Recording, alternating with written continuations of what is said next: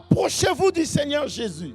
Il est la pierre vivante. Les gens l'ont rejetée, mais Dieu l'a choisie. Et elle est précieuse à ses yeux. Approchez-vous de lui, alors vous aussi, comme des pierres vivantes. C'est-à-dire Jésus, la pierre angulaire, la pierre principale que Dieu a choisie. Et cette pierre est incontournable. Et il dit, vous aussi, vous êtes des pierres vivantes. Vous servirez à construire la maison de l'Esprit Saint. En fait, chaque âme pour Jésus, c'est une pierre. Tel que tu es là, tu es une pierre. Et Jésus est en train de chercher les pierres pour construire sa maison.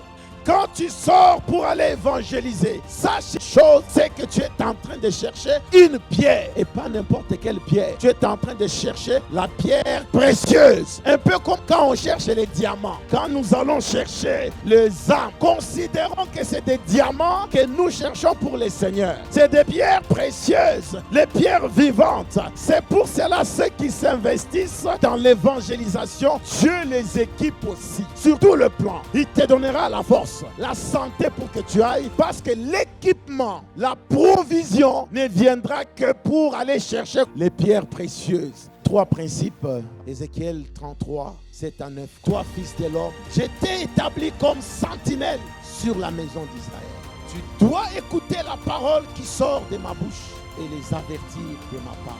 Quand je dis aux méchants, méchant, tu mourras. Si tu ne parles pas pour détourner le méchant de sa voix, ce méchant mourra dans son iniquité. Et je te redemanderai son sang. Mais si tu avertis le méchant pour le détourner de sa voix et qu'il ne s'en détourne pas, il mourra dans son iniquité. Et toi, tu sauveras ton âme. Numéro 1, nous avons tous le devoir d'annoncer la bonne nouvelle autour de nous. Que tu le veuilles ou pas, annonce. Si tu n'annonces pas, tu vas toujours rater. Mieux vaut annoncer pour que Jésus trouve que tu es en train de bâtir. Des fois, les gens qu'on croit que lui ne peut pas croire, beaucoup attendent. Beaucoup sont là en train de se dire, j'ai de gros soucis, quelle est la solution? Alors que tu es là avec la solution en poche.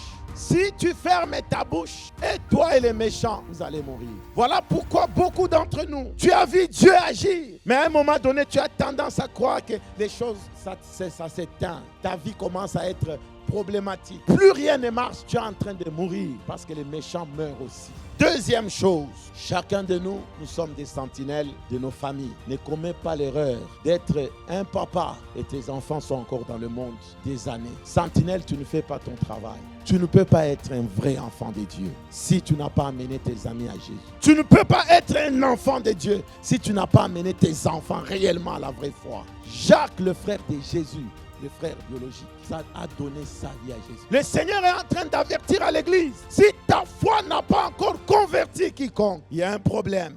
Numéro 3, n'arrête pas de parler du Seigneur. Il y en a qui disent, j'ai parlé une fois, ils n'écoutent pas. N'arrête pas. Pourquoi le Seigneur dit, les méchants mourront? Parce que le salaire du péché, c'est la mort. Maintenant, la désobéissance aussi à ce que Dieu te dit, t'amène aussi à mourir. Dis à Dieu, je dois annoncer. D'abord, il faut te repentir. Parce que tu as désobéi longtemps.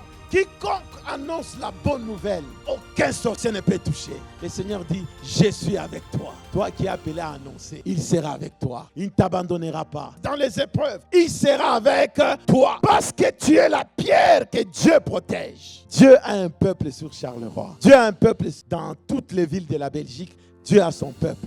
Ils veulent que quelqu'un parle. Quand Jonas a parlé, commençant par le roi de Ninive et tous ses collaborateurs, le peuple, ils sont revenus à Dieu. Ils se sont repentis. Jésus est la lumière du monde. Et nous sommes aussi des lumières. Nous sommes des porteurs de lumière au milieu des ténèbres. Considère-toi que tu es la lumière pour éclairer telle famille. Tu es cette lumière pour éclairer cette ville.